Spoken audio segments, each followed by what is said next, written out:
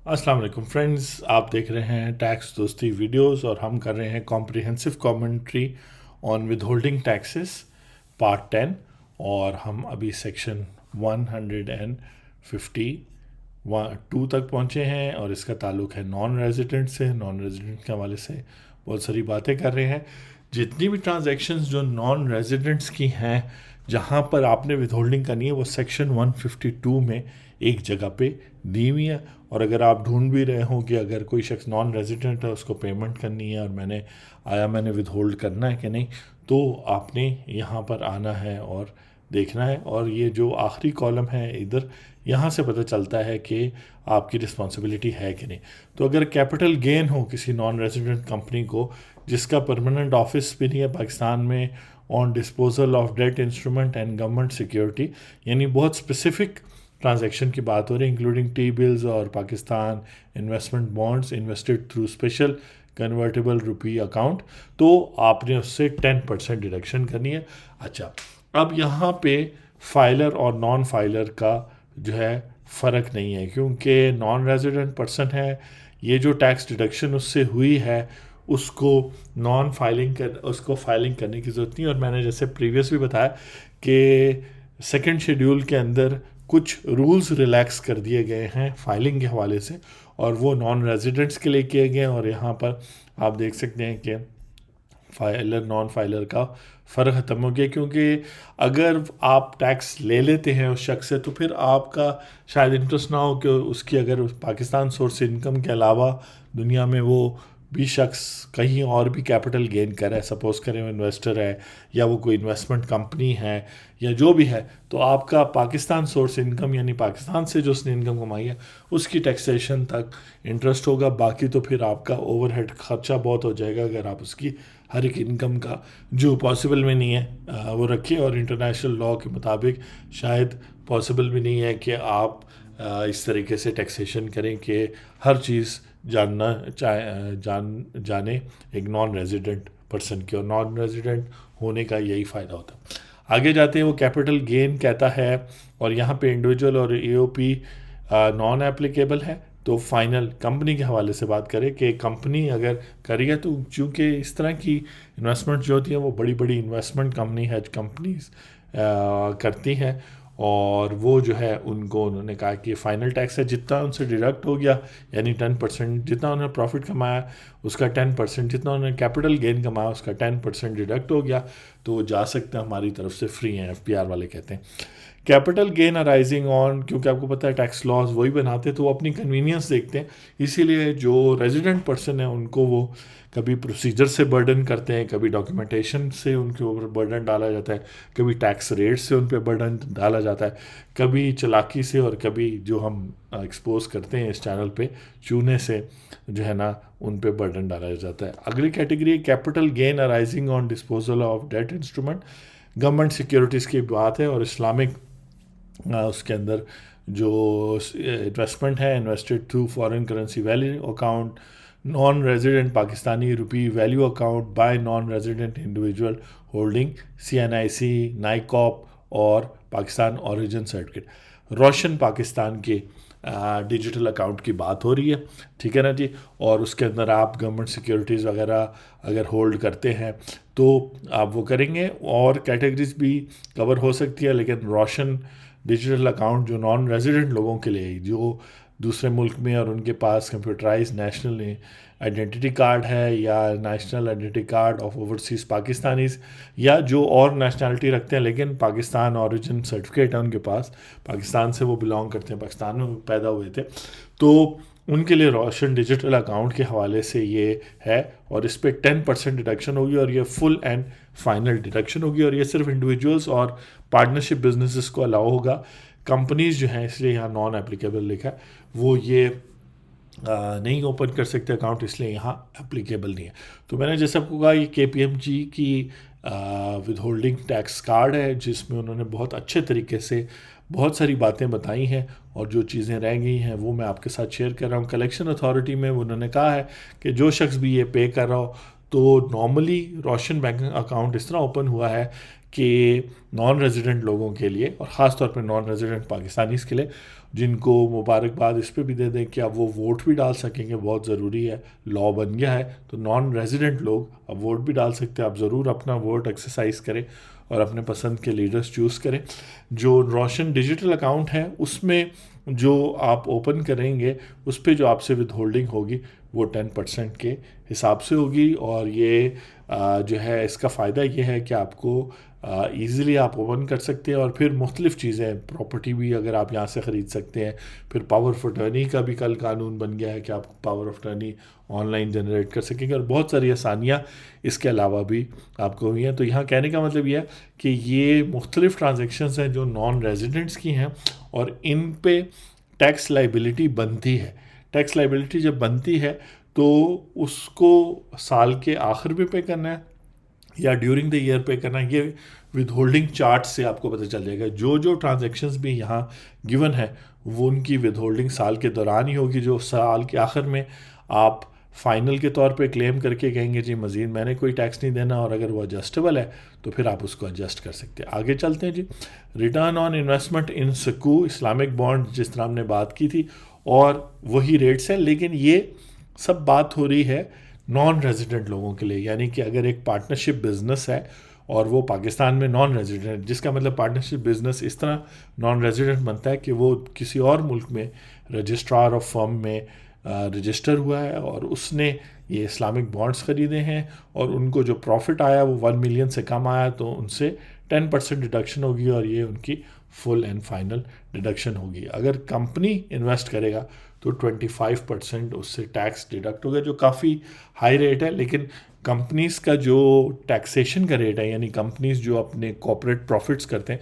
वो भी इसके नज़दीक है। वैसे पाकिस्तान में कंपनीज़ पे अब टैक्सेशन बहुत कम हो गई है, स्मॉल कंपनीज़ पे 20% तक आ जाएगी 1-2 सालों में, और इसी तरह regular companies, private limited, public limited की पे जो है 23-22 इस रेंज में है। तो अच्छी बात है कॉर्पोरेट सेक्टर को इनकरेज करना, और कंपनीज जो होती हैं चूँकि कंप्लाइंस भी ज़्यादा करती हैं, एम्प्लॉयमेंट ज़्यादा जनरेट करती हैं, इकनॉमिक एक्टिविटी ज़्यादा जनरेट करने का पोटेंशियल होता है, तो उस हवाले से तो ये सेम सिनेरियो है। इस्लामिक बॉन्ड जो हमने सेक्शन 151 में देखा था, हम इस वक्त सेक्शन 152 देख रहे हैं, और 152 में कॉम्प्रिहेंसिव कमेंट्री कर रहे हैं जो विद होल्डिंग टैक्सेस पे, ताकि आपको वंस एंड फॉर ऑल एक जगह पे अंडरस्टैंडिंग हो जाए। वीडियोस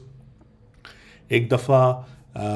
सीक्वेंस से निकल आए तो फिर नेटफ्लिक्स की तरह आप इसको सीक्वेंस में एक ही सिटिंग में भी देख सकते हैं एग्ज़ाम के लिए, या अगर आप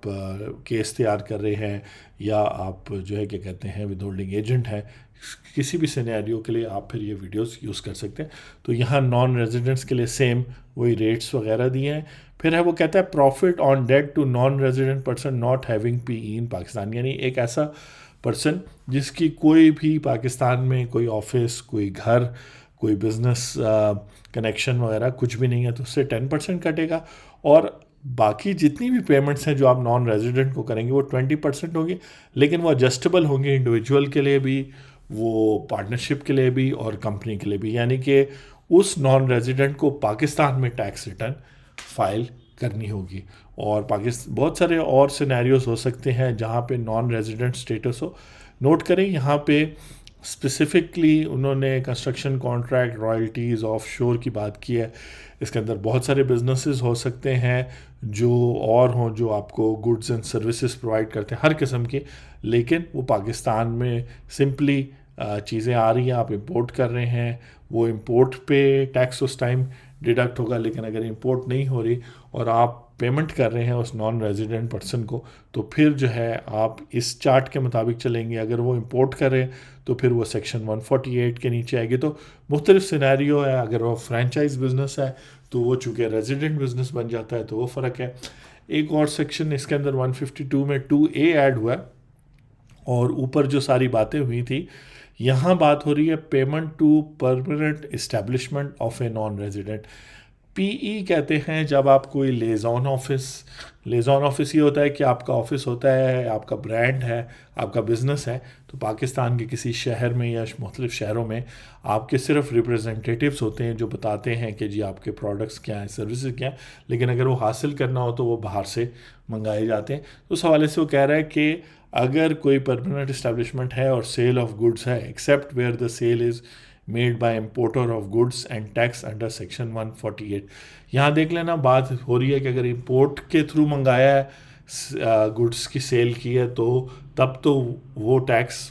इम्पोर्ट के सेक्शन 148 के तहत होगा, लेकिन अगर नहीं किया तो यहाँ पर आएगा in respect of such goods has been paid and the goods are sold in the same condition as they were imported in the case of company. तो कहने का मतलब है सेल्स अगर आप करते हैं गुड्स के और अगर वो इम्पोर्ट आपने किया और उस पर इम्पोर्ट टैक्स कटा है, फिर तो वो टैक्स ठीक होगा, वरना फिर आप अगर नहीं इम्पोर्ट किया, यहाँ आके आपने असेंबल किया है या सर्विस प्रोवाइडर्स आए हैं यहाँ, ये तो सेल्स ऑफ गुड्स की बात हो रही है। कंपनी के केस में 4% डिडक्शन होगी, और अगर नॉन फाइलर है ये नॉन रेजिडेंट जिसकी परमानेंट इस्टेब्लिशमेंट, इसका मतलब है इसकी पाकिस्तान में अगर कोई ऑफिस है, कोई मैन्युफैक्चरिंग यूनिट है, कोई भी फिज़िकल एरिया है या ऐसी जगह है, डिजिटल स्पेस भी कह सकते, आप ये देखना पड़ेगा हर सिनेरियो में, उसकी वेबसाइट है या उसका कलेक्शन पॉइंट है, तो वो अगर फाइलिंग कर रहा है कंपनी है तो 4% वरना 8%, और ये मिनिमम होगा, यानी कि अगर प्रॉफिट्स कैलकुलेट होंगे इसका टैक्स इस सेल पर ज़्यादा होगा तो मिनिमम से ज़्यादा टैक्स बनेगा तो वो हो जाएगा, वरना मिनिमम टैक्स जो उनसे लिया adjustable where the company is a manufacturing concern. तो अगर नॉन रेजिडेंट पर्सन की परमानेंट इस्टेब्लिशमेंट जो है वो एक मैन्युफैक्चरिंग यूनिट की सूरत में है तो फिर ये जो है एडजस्टेबल हो जाएगा, मिनिमम टैक्स नहीं होगा। अदर देन कंपनी का मतलब इंडिविजुअल या एओपी के केस में ऐसी अगर पेमेंट होती है, जो है नॉन रेजिडेंट को पेमेंट आप करते हैं जिसकी परमानेंट इस्टेब्लिशमेंट है पाकिस्तान में, तो आप 4.5% या अगर नॉन फाइलर है ये तो 9% के हिसाब से करेंगे और ये मिनिमम टैक्स होगा। अब कुछ कैटेगरीज हैं जहाँ पे ट्रांसपोर्ट सर्विसेज देख लेते हैं। ट्रांसपोर्ट सर्विसेज डीएचएल भी देता है और आपकी लोकल टीसीएस भी है, लेपर्ड कोरियर सर्विसेज वगैरह, मतलब फ्रेट फॉरवर्डिंग वगैरह एयर कार्गो में भी है, और ट्रांसपोर्ट सर्विसेज में भी आपकी एयरलाइंस वगैरह, रेलवे वगैरह है, और बाहर के मुल्क के लोग भी ये सर्विसेज देते हैं। तो अगर वो नॉन रेजिडेंट है, वो सिर्फ जहाज़ आता है और चीज़ें डिलीवर करता है या पैसेंजर है या गुड्स का है, तो ये सिनेरियो बनेगा और वो सेल्स ऑफ गुड्स करता है तो फिर 3% जो है आप काटेंगे अगर वो फाइलर है, 6% अगर वो नॉन फाइलर है। ये बहुत सारी सर्विसेज हैं जो यहाँ पे दिए हैं। शेयर रजिस्ट्रार सर्विसेज हो सकती है कि नॉन रेजिडेंट कंपनी है किसी और मुल्क में, वो जैसे पाकिस्तान में सीडीसी है जो शेयर रजिस्ट्रार की सर्विसेज देती है, सेंट्रल डिपॉजिटरी कंपनी, उसी तरह बाहर की हो, जब आप उसको सर्विसेज दें तो आप जो है उससे ये डिडक्शन करेंगे। इसमें जो इम्पोर्टेंट चीज़ है वो IT services and IT enabled services, चूँकि चैनल बहुत सारे इस कैटेगरी के लोग देखते हैं, यानी कि टैक्स दोस्ती के बहुत सारे फैंस आईटी फ्रीलांसर्स, आईटी से रिलेटेड, सॉफ्टवेयर से रिलेटेड है। तो यहाँ बात हो रही है कि जब परमानेंट पेमेंट होगी एक नॉन रेजिडेंट को, पर्सन को नॉन रेजिडेंट होना चाहिए जो ये सर्विसेज प्रोवाइड कर रहा है, उससे 3% आप जो है ना डिडक्शन करेंगे और डिडक्शन जो है वो उसके किसी ऑफिस को पेमेंट हो रही होगी यहाँ पे, लोकल ऑफिस को, जैसे अगर फॉर एग्जांपल गूगल का, फेसबुक का लोकल ऑफिस है या पेयोनियर का ऑफिस है, उसको पेमेंट हो रही है कुछ चार्जेस की, जिसमें मुख्तलिफ चार्जेस हैं। फिर एडवर्टाइजिंग सर्विसेज भी है, अदर दैन बाय प्रिंट और electronic media, security services, hotel services. तो ये सब चीज़ें जो है होटल सर्विसेज अगर कोई प्रोवाइड कर रहा है, आपने रियलाइज़ ये करना है कि पेमेंट आप कर रहे हैं यहाँ पे ऑफिस में, लेकिन वो शख्स का जो सारा कारोबार है, जो सारा सेटअप है, वो पाकिस्तान से बाहर है। वो सिर्फ आपकी सर्विस की हद तक या कुछ कस्टमर की हद तक वो सर्विसेज यहाँ प्रोवाइड कर रहा है, वैसे वो बाहर ही ऑपरेट करता है, इसलिए वो नॉन रेजिडेंट है और उसकी मिनिमम प्रेजेंस है पाकिस्तान में इन द शेप ऑफ, अगर डिजिटल सर्विसेज हैं तो वो वहाँ जो वेबसाइट आप एक्सेस कर रहे हैं पाकिस्तान में, और वो पाकिस्तान में एक्सेसिबल है, तो वो परमानेंट इस्टेब्लिशमेंट बन गई, उस जो है क्या कहते हैं वो वेबसाइट बन गई, और जिस बंदे को पेमेंट जा रही है वो बाहर बैठा है तो वो नॉन रेजिडेंट बन गया। तो अगर आप आईटी सर्विसेज के लिए वेबसाइट पे पेमेंट कर रहे हैं तो वो भी इस सेक्शन के तहत फॉलो करेगी। और ऑब्वियसली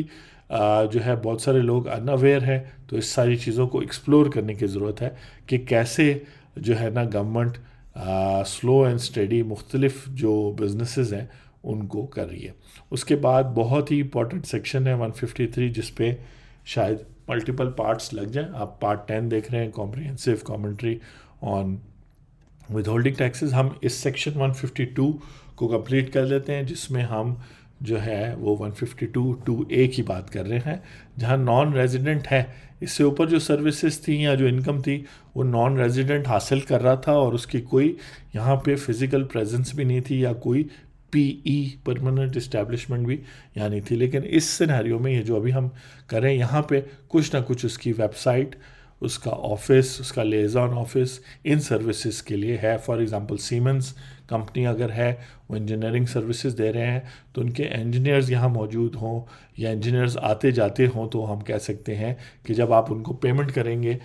तो आप पेमेंट इस तरह की करें। इसी तरह कार रेंटल सर्विसेज में इंस्पेक्शन सर्विसेज, SGH है, और टेस्टिंग ट्रेनिंग सर्विसेज हैं, ऑयल फील्ड सर्विसेज है। अच्छा, services not covered above in case of, तो अगर कोई और सिनेरियो बनता रहो, कंपनी है, तो फिर 8% आपने कवर करना है, वरना